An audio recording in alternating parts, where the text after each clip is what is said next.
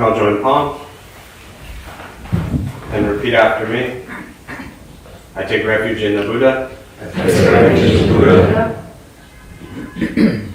I take refuge in the Dharma. I take refuge in the Dharma. I take refuge in the Sangha. I take refuge in the Sangha. Keeping the palms joined.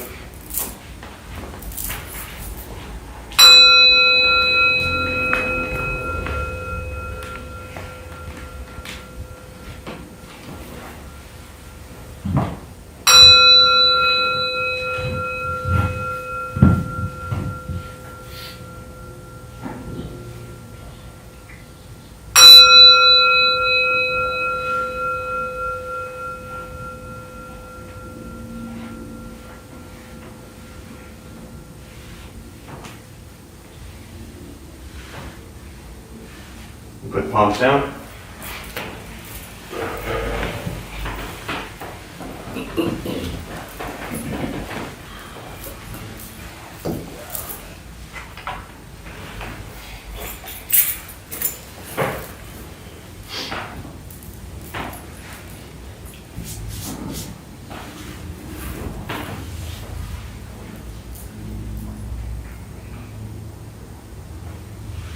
All right, good morning, everybody.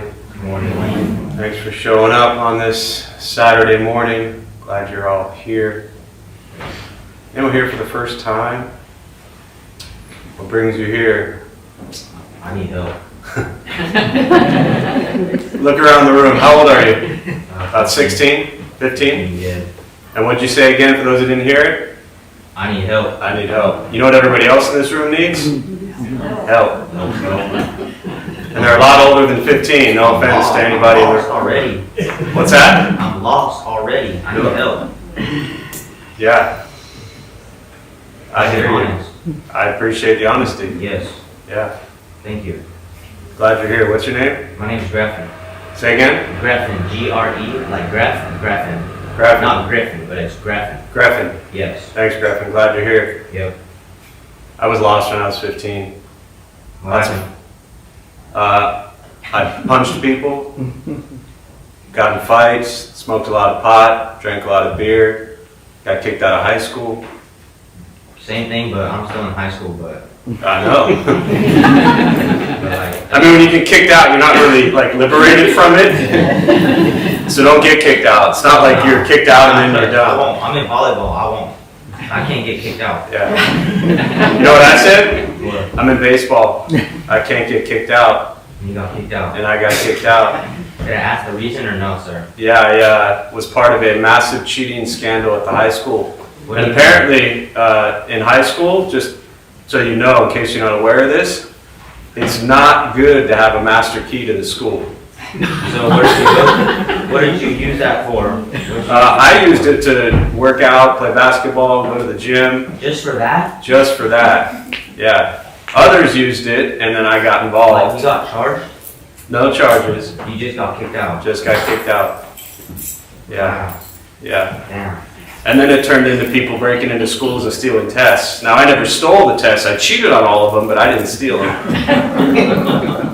Full disclosure. Well, thank you for sharing that. My pleasure. So I get you, yeah. And then I ended up here. So your future is bright, my friend. Who else is here for the first time? That's going to be tough to beat, but go right ahead. What brings you here? My friend Amanda, And what did your friend say to get you here? if I wanted to try out, meditation. Nice. Yeah. Well, welcome. Thank you. Your friend must care about you. Yeah. Yeah. Right on. Who else? I saw a few other hands first time. I'm looking for spiritual connection. Yeah. You know, it's funny, not funny, but what's interesting is as we get older, right? You're probably at least 22, 23, so older than 15. But at 15, we just say, I need help.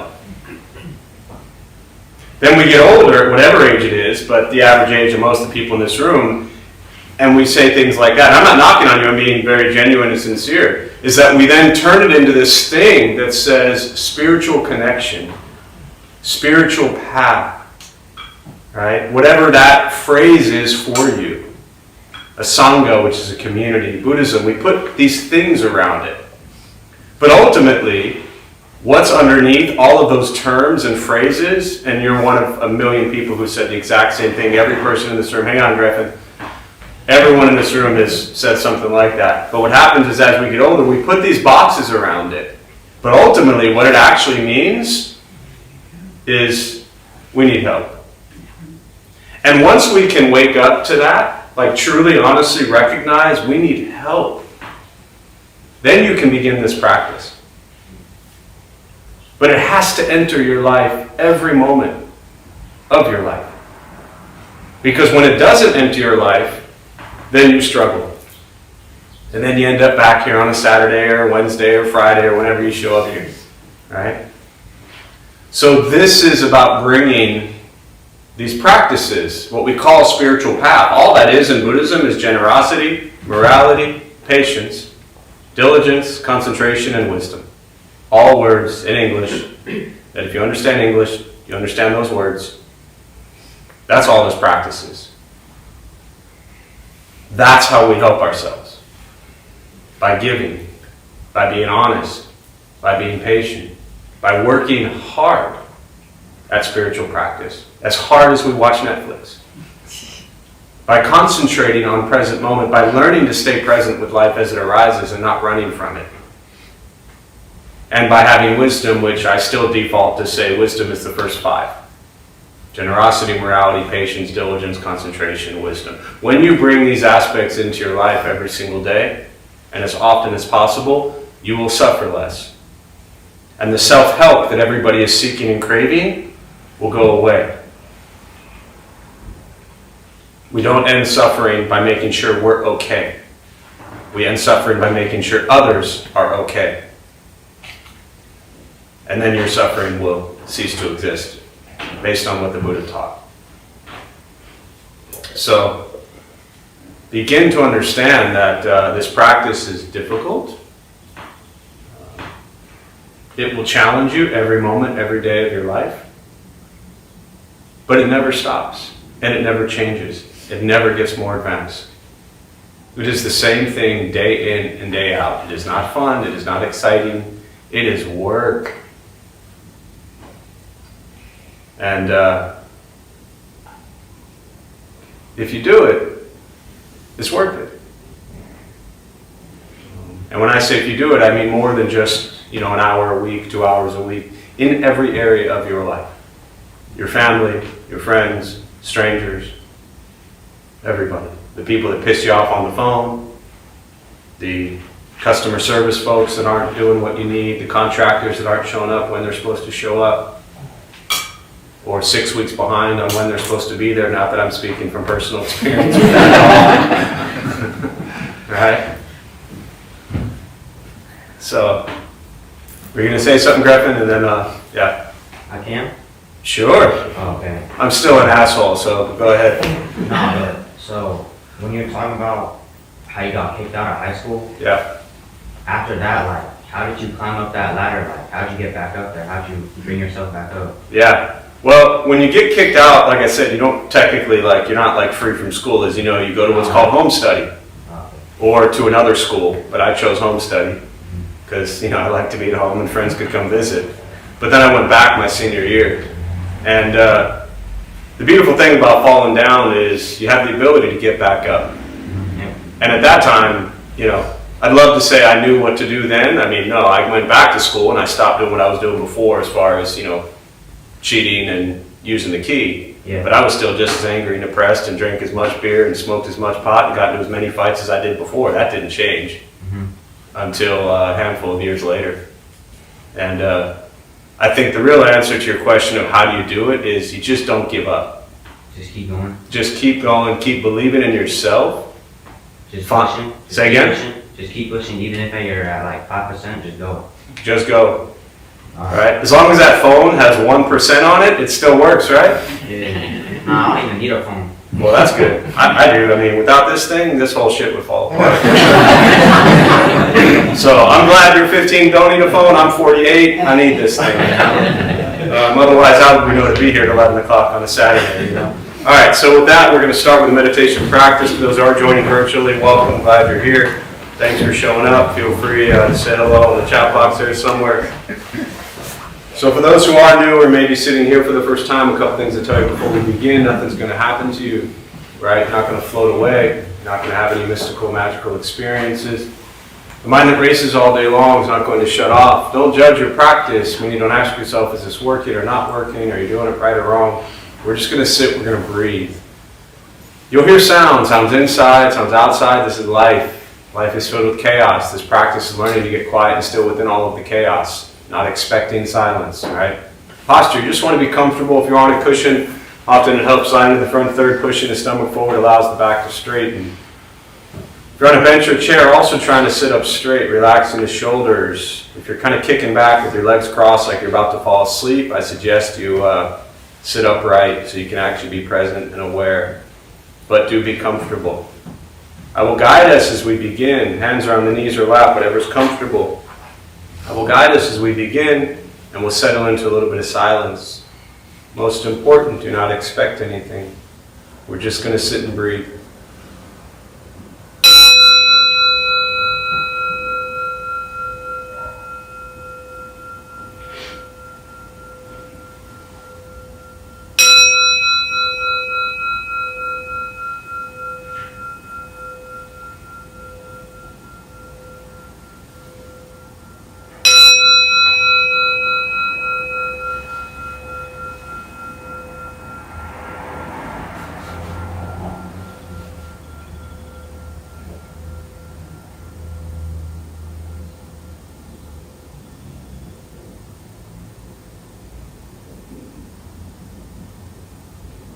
And starting with the eyes closed if comfortable, or slightly open.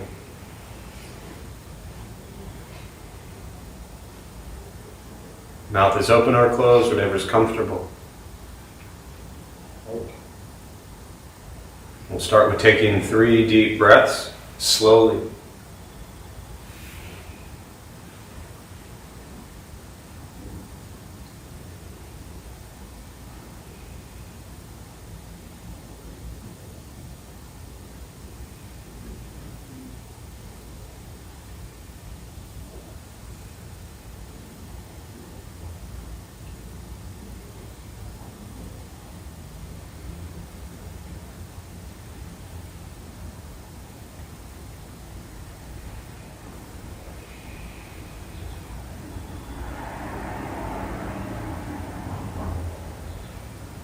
Eventually, settle into a natural rhythm of the breath.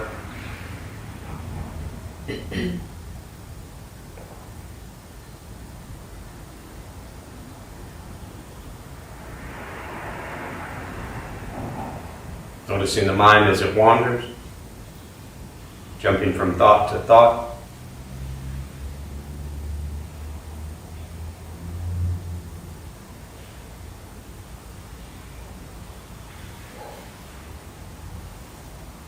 Start with gently guiding the attention, focus to the stomach or chest.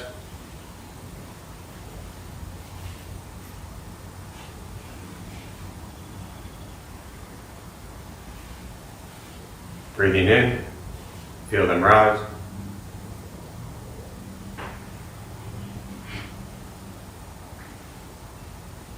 Breathing out, they fall.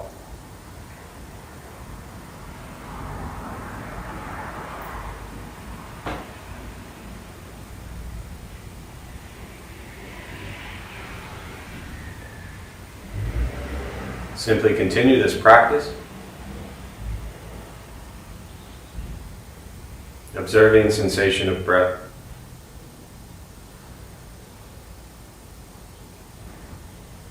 Expecting nothing but to sit and breathe.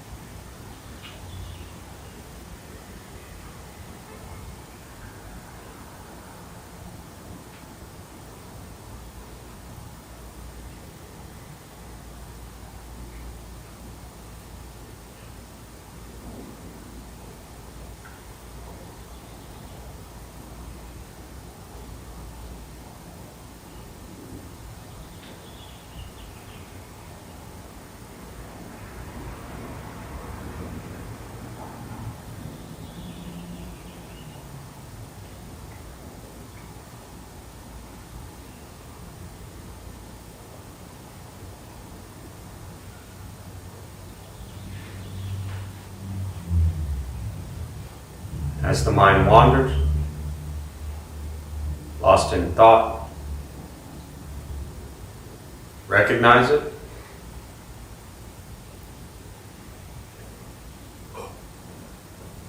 Release that thought.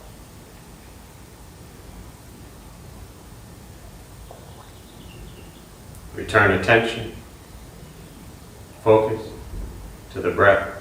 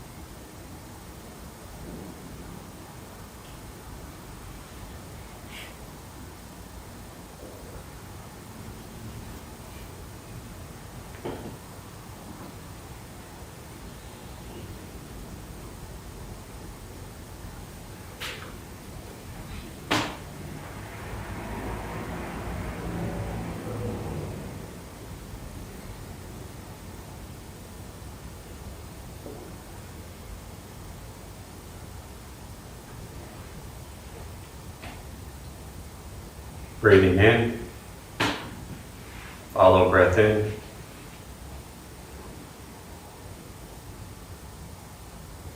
Breathing out, follow breath out.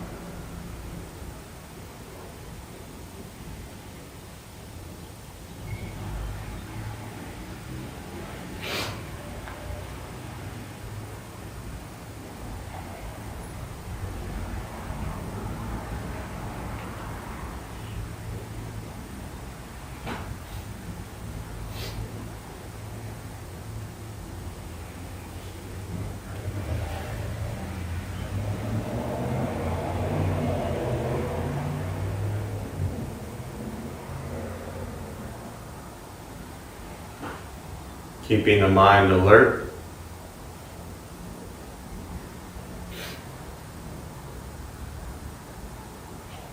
Aware of each sound.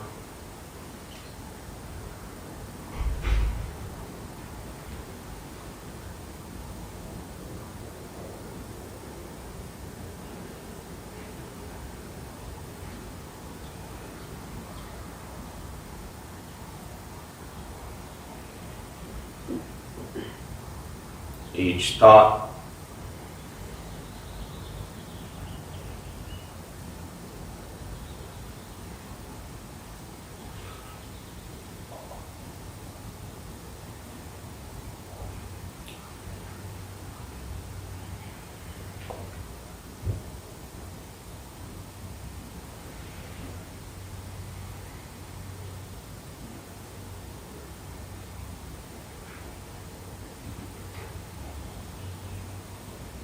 Each physical sensation.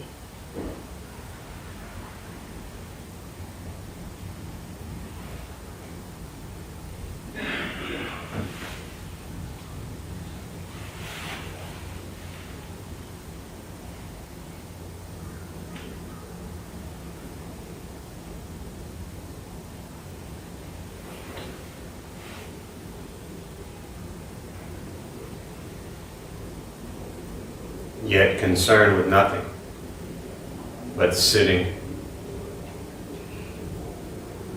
breathing.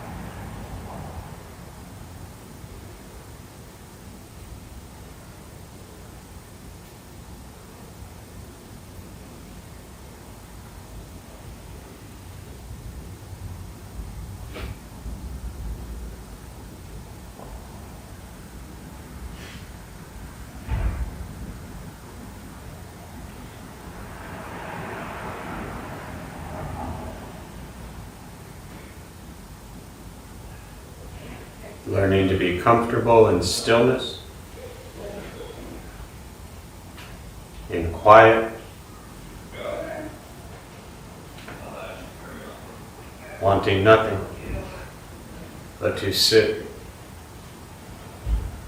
and breathe.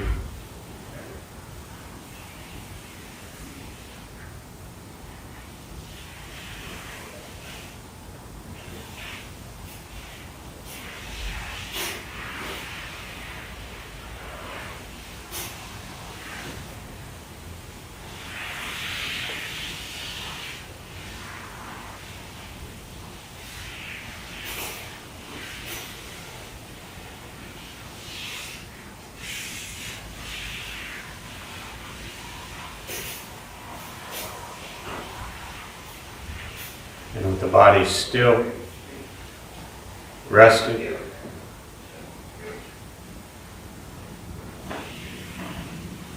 and the speech quiet, aware of all sounds,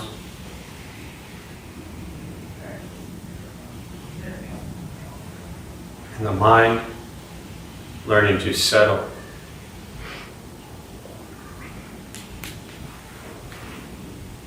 Know what it's like to just sit and breathe.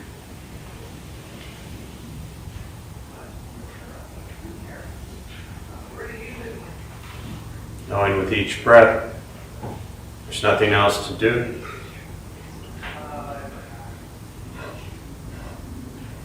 Nowhere else to go.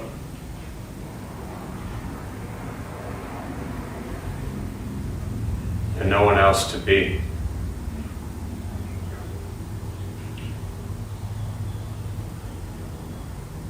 Everything beautiful, exactly as it is. Sitting, breathing.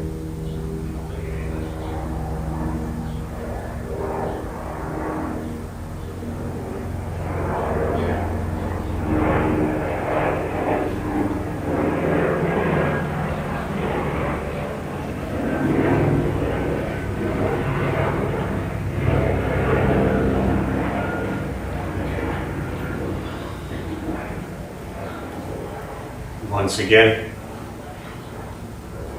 taking 3 deep breaths, slowly.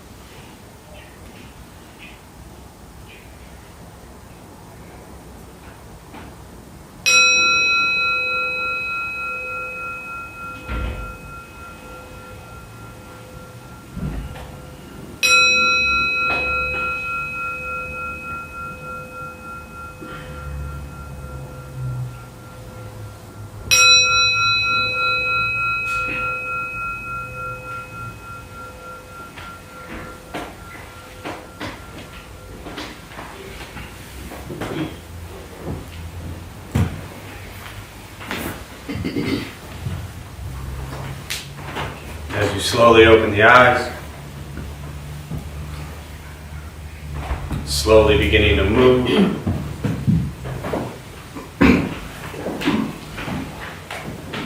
And most important, with the practice of meditation, is to recognize how you feel now, immediately after. Compare this to how you typically feel throughout your day. Recognize the difference, if there is one. Ask yourselves how you prefer to feel every day for the rest of your life.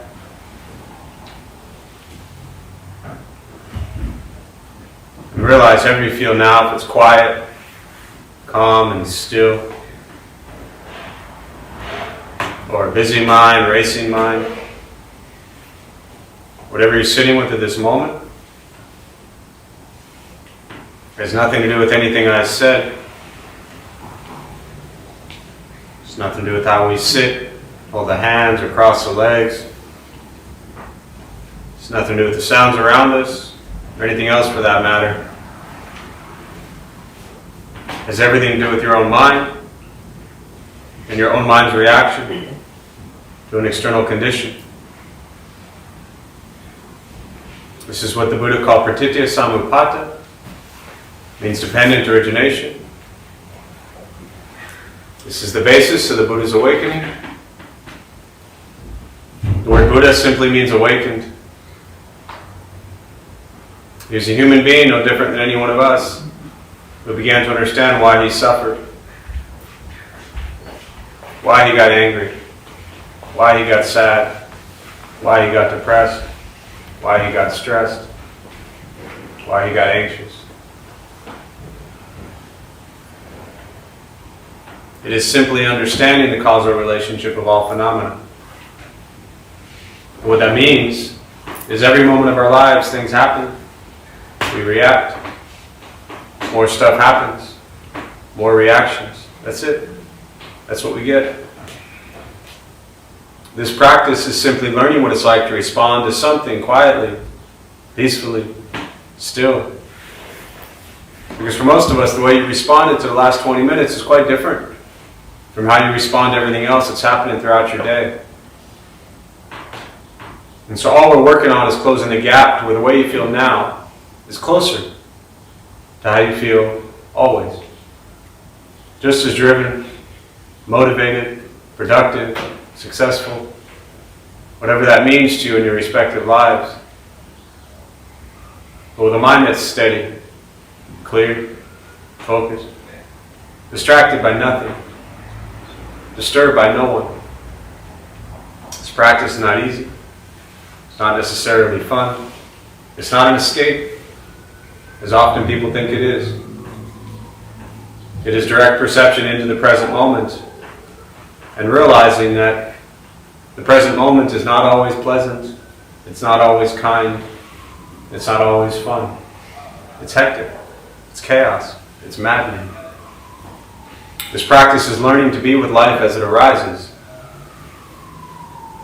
Meditation is free. Buddhist practice is free. It's simply learning to become aware of what you think, what you say, and what you do.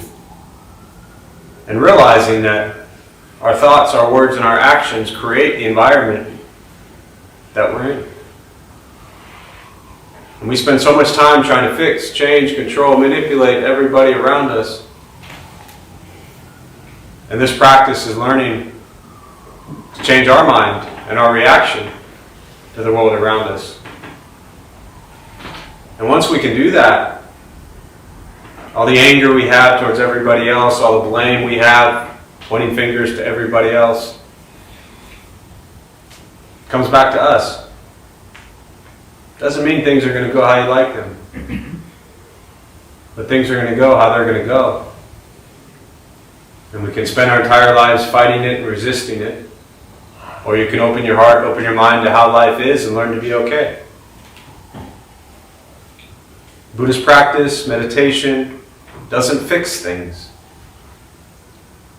Things can be just as what you may call broken as ever. But it helps you learn to be okay with things as they're broken. And to recognize it's not even broken. That's just some concept of how you want things to be. So we think things are broken and we think they need to be fixed because we don't like how they are. The practice is to explore, how are you? How are your thoughts? How are your words? How are your actions? That's ultimately what this comes down to, and that's why it's every single day.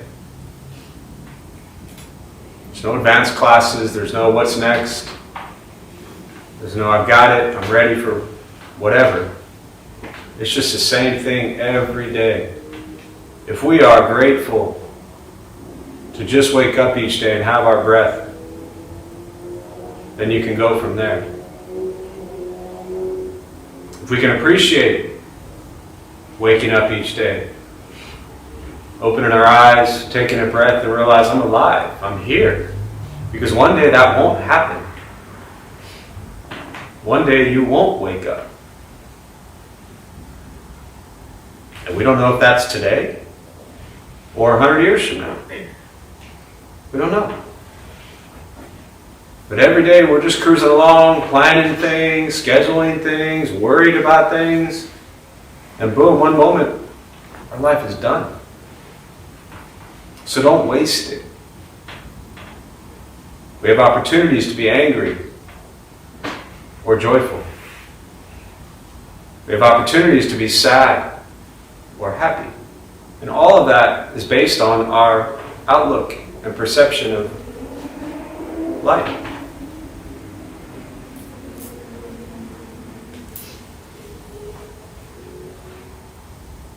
I always think about the first thing the Buddha said, or taught, I should say, after he awakened, and the last thing he said before he died. Right? The Buddha, for those who don't know, he was just some dude. He was a guy no different than anybody in here. I mean, he was a guy, so that made him different than a lot of people in here. And the first thing he said was, life is filled with suffering. Doesn't mean all of life sucks, it just means you're going to suffer a lot. And if we can stop resisting that and fighting that, and spend our entire lives trying to change that, but understand why we are suffering, then your life can change. He called this dukkha. He lived 500 years before Christ, and he was a pretty smart dude. And for me, if I had a wise friend, I would pay attention to the first thing they taught and the last thing they taught. And before he died, he was 80 years old, and he laid there on his side with a little smile on his face. And his last teaching, they were worried about who was going to teach them, his disciples and those gathered around him. They were worried. They said, who's going to teach us now? And he said, in essence, I've taught you everything you need to know. I always play that in my head, and I think to myself, how many times did he need to say it, you know? But he said, I've taught you everything you need to know. Be a light unto yourself, and strive on with diligence. And then he passed. So we will suffer, and understand why we suffer. And work hard on your emotional, mental health, and well-being, because that's what matters. Not the clothes you wear, the houses you drive, or houses you live in, the cars you drive, the money in your bank account. What matters is your heart. So, with that, I'll pause and just open up to questions. And for those who are joining virtually, again, welcome. Glad you're here. Thank you for showing up. Feel free to say hello as you are. If you have any questions, you can put them on the chat box. And we'll open up to questions for the rest of our time this morning. Yes, sir. How did I know you'd have a question? So, I was looking at that elephant. Why does it have 3 tusks? It doesn't have 3 tusks. Look again. That's his teeth? No, they're tusks. But how many are there? Oh my god. There's 6. Right? I mean, from your angle, maybe you only saw 3. I get it. 3 on each side. That's all right. I feel dumb. Don't feel dumb. You're all right. But I was just wondering why. Yeah. It's ironic you asked about that because so the dude on the elephant, his name is Samantabhadra. In Buddhism we call Bodhisattva, think of him like an angel, right? Just a really wise person that's there to help everybody. And he represents diligence, which I've already talked about, right? Effort. And the 6 tusks on the elephant represent what I talked about at the beginning, which is known as the Paramitas. Loosely translates to perfection. So the Buddhist practice of being generous, being moral, being patient. Hang on, dude. I just said be patient. You're already hands up. I didn't even finish. Right? Working hard. You don't need to apologize. Concentrating. Right? So it's learning to slow down. But that's what the elephant represents, is diligence and the practice of generosity, morality, patience, diligence, concentration, wisdom. I used to joke all the time in the old Buddha for You, we had a big sign that said free meditation. You get all these people coming in twice a week for free meditation. But if that sign said free morality class, you think people would be showing up? No. No. We want to lie, cheat, and steal, and then go to meditation and make it all good like we're going to church on Sunday. Right? When you look at the Paramitas, you look at the Eightfold Path, these Buddhist teachings, the concentration, the meditation, it's at the end. But everybody's like, I'm going to meditate and make this shit all better in my life. And then I'm going to leave, and then I'm going to go lie, cheat, steal. And then everything's going to be okay. That answer your question? Did you answer my question? Yeah. Yes, but I have another one actually. Of course you do. Go right ahead. So I was looking over here. Yeah. Is that a dragon? Yeah, you talking about the one up here? Yes. Yeah. Right. So this one is called Manju Shri, and there's actually I'll explain it in a minute, but another version up there. You see that it's called a tanka, the painting on the wall, the sword. Yeah. See the one with the sword? So same person, different culture, right? This is more of a Taiwanese or a Chinese, often Japanese culture. Mm-hmm. That's more of a Tibetan culture, right? The one over there. Wait, Now, this one or that one? both of them actually, but I'm talking about the one with the sword. Oh, okay. I see, Okay? I see. So what they represent, that's the same dude, just represented in a different culture. Really? Right? I know, right? That's Strange. so cool. Pretty cool. Yeah, that's so cool. So he represents wisdom. Wisdom, really? Really? Wow. Yeah. You want it? This one? You can carry it out, you can have it. How strong are you? Pretty strong, huh? Not really. So the lion though, think about your mind. It's actually not a dragon, it's a lion. You ever been in a cage with a crazy lion? No. Not so smart, Just right? a dog. Just your dog. Right? Imagine being in a cage with a crazy lion, you'd get attacked. So the practice here, what this represents, is taming the mind. It's a metaphor for representing that our anger, our just madness that we roam around with all day long is equivalent to being in a cage with a crazy wild lion that is destroying you.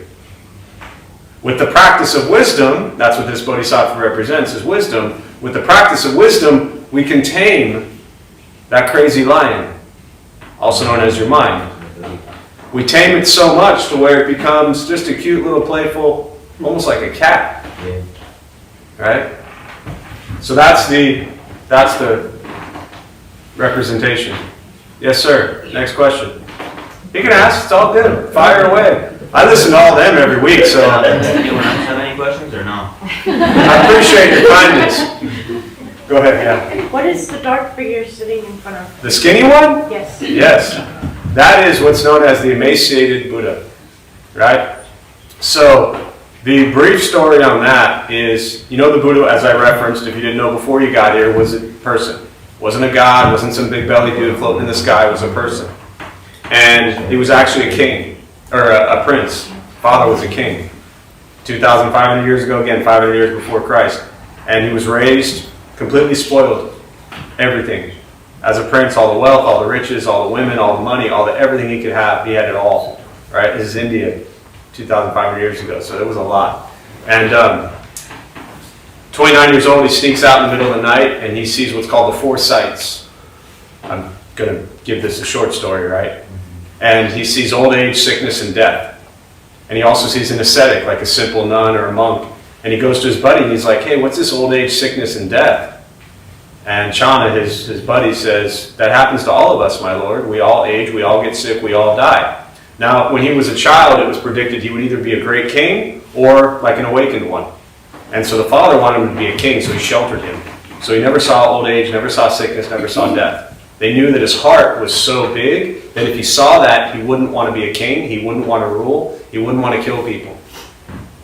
So when he sneaks out, he sees this stuff and comes back, and eventually at 29 years old, he left home and he roamed the base of the Himalayan mountains for 6 years.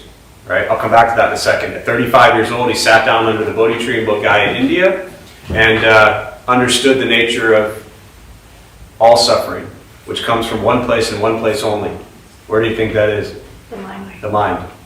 And he taught the Four Noble Truths, which I referenced, First thing is that we all suffer. The second is the cause, craving, desire, or greed, anger, ignorance, as it's often referred to. Right, the three poisons, and we overcome that with generosity, generosity, compassion, and wisdom. Right, the third one is the ending of suffering. That's the third noble truth. And the fourth is the path. Having correct views, thought, speech, action, livelihood, effort, mindfulness, concentration. This is, in essence, how you live your life. So that's what he taught. Four Noble Truths, the Eightfold Path. All of that's on Google for free. Just stay on the first couple pages, you're good to go. Then, 45 years, he roams around and he dies, right? At the age of 80. But this statue, when he first was roaming around with his 5 buddies, they were ascetics. Meaning, at that time in India, as yogis, they were Hindu, and they thought that if they overcame attachment to physical form, they would awaken. So it's said that they ate 1 grain of rice a day. They say it was so skinny you could take your fingers front to back and your fingers would touch. He was near death, physically. Came to a riverbed, and he was offered some food, like porridge, kanji. And it said, all his buddies were like, no, we don't eat, you know, can't eat. We're trying to awaken. And he said, well, and I'm paraphrasing here, I'm hungry. So he said, I'm going to take this bowl, I'm going to set it in the stream, and if it goes against the stream, I'm going to eat.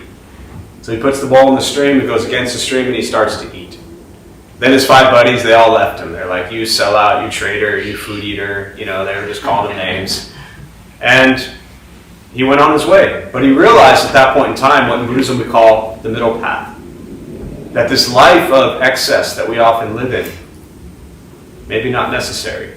This life of just extreme starvation, I don't need just food, right? Physically, emotionally, spiritually, also not necessary. So you find a balance. And it's not like the Buddha taught, this is your balance. There's no specific number or concept for, or specific thing, I should say, for what balance is. Balance is for you to figure out where in your life are you out of balance, physically, mentally, emotionally, spiritually. Where are you out of balance? If you have 100 shirts, maybe you only need 50. 50 people get shirts that don't have shirts, and you still got 50 shirts. If you have 50 shirts, maybe you only 25. Then 25 people get shirts, and you still have 25, right? Think about all the shoes you have, all the socks we have, all the hats we have, all the belts we have, every belt works the same. Belts always blow my mind, but we got different belts for different seasons. And then we got to make sure they match your shoes, and they got to match your socks, because billions of dollars are spent on advertising telling us what we should wear, right? But anyways, back to the statue. So when we started the temple 17 years ago downtown, we picked that as our first Buddha statue because it represented where we were. We were not these awakened beings already there. That was us. Dharma bums, physically, mentally, emotionally, spiritually, near death. And so it represented us. And we saw it as very motivating and inspiring that if this person who was physically, mentally, emotionally, spiritually near death could figure out how to end his suffering and share that, there was hope for us. And back to my comment earlier about what kept you going, other than just pushing through, hope. Don't lose hope. Don't ever lose hope that you can suffer less. Hang on to that hope. That answer your question? Yeah. Wait, I got one more question. Go ahead. Maybe I misheard, but what is she holding in her left hand? What's being held? Yeah. That's called a Ru'i scepter, and it represents wisdom. So you see it a lot throughout Buddhism historically, not in the Zen tradition. You can Google Ru'i, R-U-Y-I, scepter, and it represents wisdom. But it might look like a she because of, the appearance. No, don't. You're good. Don't worry. You're not offending anyone. Don't be afraid to just... No, but it offends some people, so I just want to make sure. Anyone offended? You're good. Alright. I appreciate the sincere concern, though. Yeah, they're good. But yeah, interestingly enough, Manjushri, typically seen as a male, right? Samantapadana, same thing, as a man. But Kuan Yin, in the big one in the middle here, she is typically seen in the female form.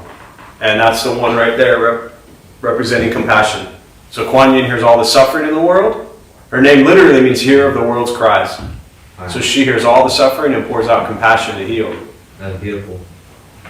It's nice teaching. And kind of coming back to the emaciated one, when we completed the shrine about 4 years ago with the 3 statues, we saw it really beautiful to see the Kuan Yin, that female energy, that female presence, that compassion that this world, this city, this temple, everything desperately needs, as pouring compassion down onto the emaciated Buddha who was pretty much about ready to die.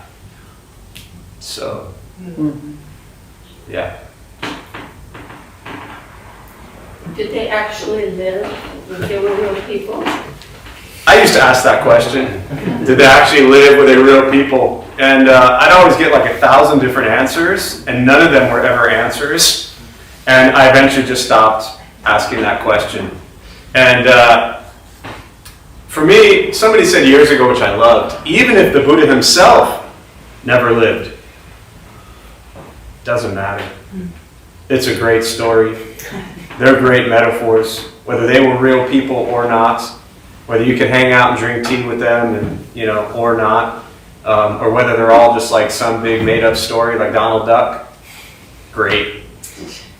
Yeah. To me, they live in your heart and in your mind. And so in that regard, they're always alive. No coming, no going. Never lived, never died. Just always present in thoughts, words, and actions. Yeah. Or not present in thoughts, words, and actions. Yeah. What else? Questions?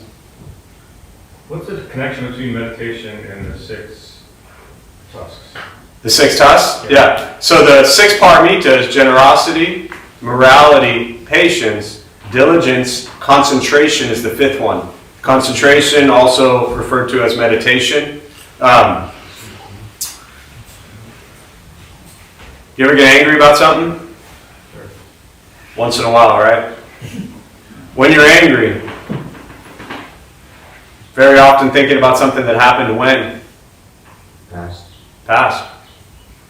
The ability to concentrate and to understand this intellectually is first most important before we even begin to practice it. But we carry so much anger, sadness, depression in our hearts and minds this very moment from your entire past. Now, unless you hate sitting here right now, right? There's nothing in this moment right now occurring with you right now to be angry about. Now, if the mind starts to wander and think about all the things that happened 10, 20, 30 years ago, or yesterday, or this morning, or everything else that's happening around the world, when you start to think about all that, there's anger that arises. There's sadness that arises. There's joy that arises. There's happiness that arises. So the practice of concentration, meditation, is to stay present. Learning to be with sensation of breath. Because if we can stay present, then we're not abiding in anger. Instead of thinking that we're angry people, right? Understand that we are just people who experience these emotions that we call anger. We may experience them a lot, but that doesn't mean that's who we are. It means that's what we're experiencing frequently. So again, for somebody who grew up angry, I was always experiencing anger. Because I was always thinking about something that had just happened. Or had, happened a long time ago that I didn't like or didn't agree with. So learning to stay in the present moment allowed me to appreciate just sitting, just breathing. Oh, wow, I'm here. I'm alive. I'm breathing. All this stuff that didn't go how I wanted it to, It's done. And if I'm angry in this moment, then I'm missing opportunities to actually enjoy this moment. Because there's plenty to enjoy in this moment. But we'll spend so much time in our heads pissed off and angry and blaming the past. So one thing I've learned about the past, you can't change it. So all your anger towards it doesn't do you any good. Does that answer your question? Yeah. Go ahead, one more and then we'll close. Yeah. Or I just want to say thank you. I appreciate it. Like I really needed this and all that stuff you were telling me and just I really needed it. Like I had a couple of rough past days and just like I don't know. You just opened up my mind and just I really needed this and I appreciate it. So I thank you, sir. Like I Thanks, really bro. needed this. Like thank you. I appreciate it. My pleasure. Thank you. Yeah, that's why I do this. You know? I mean, I've been, no joke, been working with 15-year-olds since I was 17, the year that I got kicked out. Couldn't play baseball, football, soccer, done. And my best buddy who I played, became my best buddy who I played for and then coached with for 20 years, coached baseball. When I got kicked out and couldn't play, he said, hey, come coach my 15-year-old team. Oh really? And I spent 20 years going into juvenile prisons and facilities where teenagers are locked up in the court system, court school. It's not fun. So, yeah. And just like when you said just living in the moment, like I need to do that more. I've been living in the past so much and like even if I went back to the past, like I would still do the same thing, nothing would change. And I just like I appreciate you for just getting that back into my mind. I needed that. I need to live more in the present because that's the only thing I can do. I really appreciate you, man. Thanks, man. Yeah, thank you. I appreciate you. Yeah. You really helped me out right now. Like I'm in a rough time right now. Just you're doing it for me, man. Like I found myself again. I was lost before I came in here. Like I didn't even think I would like it here. Like I was allowed to refuse my dad and tell him no, but I mean, and he loves me and I love him. Like, you know, like he cared for me. Like, just thank you, man. Yeah.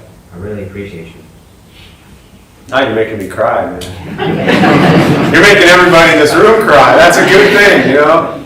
Yes, your dad loves you. A lot of people in this world love you. And here's what you need to learn. And I say you, I'm talking to everybody. Because I guarantee you, Griffin, you don't realize it, but you, and I'm covered in chills, you are teaching all these people here. What you just said is, in my humble opinion, and I mean this very seriously, more important than anything I've said. No, man, you did it, man. You're opening me up, like man, I had so much, all this like, anger, all these thoughts, just these bad thoughts in my head spiraling around, like making me do bad decisions, but like you're really like clearing them away, opening up, and just sitting there, realizing I'm here, and like I got people around me who love and support me, like people really do genuinely care about me, like I don't want to throw it away, like man, I'm gonna make it, like you know, like just thank you, you really opened me up, like, and I appreciate you, like really, like from my heart, like thank you. Thanks, man. Last thing I'll say is for you and again for everybody here, because this is the root of so much of the suffering in this room. And I know you're brand new to this, and I'll tell you what, man, I give you a lot of credit and courage, because at 15, I would have hated this. I wouldn't have stayed. I would have been throwing shit and been sitting up here. I was so mad at him for like bringing me here. Yeah. I was like, I'm not really about to do this, but then when I walked in, I was like, you know, I gotta just give it a try. Give it a try. Yeah. Here's the last thing I'll leave you with, and again, I'm speaking to you, but I'm speaking to everybody here. The one thing that I suggest you learn to do, because this will make every decision you make going forward better.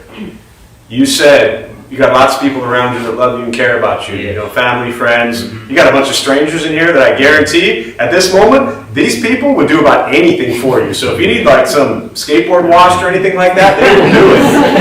But wait, let me finish. It's because of you, though, man. It's because of you. I hear you. I love you, man. I love you too. We can hug it out after.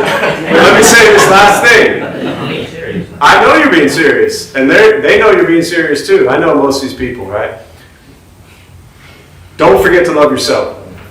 That's the piece that will change everything. When you can love yourself, then the family that loves you, the friends that love you, the strangers that love you, those who get you in trouble that love you, when you can learn to love yourself, that's when you will really begin to continue to change and open. Yeah. And like, So I have two dads. They adopted me from Palau, right? And my other dad, he told me when he was in his rough stages, rough times, he told me he looked himself in the mirror, said his name, and said, "Mark Braun, I love myself." And he did that every day. And he said that's the only thing that helped him. You gotta love yourself. Yeah. And you're right. Yeah. That's it, man. That's all you gotta do. You gotta love yourself. Yeah. And that took me a long time to learn. I had all the love from everybody else, but I didn't love myself. Yeah, I don't even love myself right now. I know. need to work on that. I know. That's why I said it. Yeah. I'm pretty good at this. and humble, you know. I got a lot of work to do. So we'll join palms, we'll close on that note. May the benefit of this practice be shared with all beings in all directions. May all beings be at peace. May all be free from suffering. May any merit gained from this practice be transferred to Kevin Harvey during his time of healing. May he be at peace and healthy and free from suffering. May we all be at peace and free from suffering.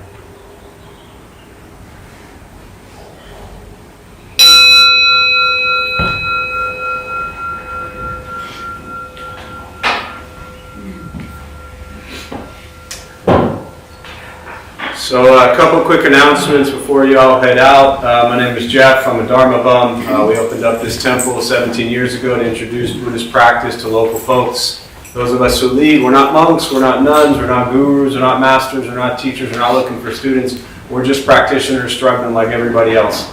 We do our best to take our understanding of Buddhist teachings and put them into terms that hopefully make sense to those who show up. So every night we have different practices going on, different people leading from a different Buddhist tradition. Every Thursday at 4:30 we do a food redistribution program. We prepare gourmet vegetarian meals, also known as peanut butter and jelly, and we feed people sleep on the street. So anytime you think your life sucks and you really lack gratitude, feed people, put their head on the sidewalk, and it really does change things and put things into perspective. First Saturday of the month, so there are a bunch of people downstairs right now finishing up. We do a day of silence, so it's 4 hours, 8 to noon. If 20 minutes of silence was absolute torture, then I strongly recommend trying it for 4 hours. You get to be with the one thing that causes all the misery in your life, and that's you.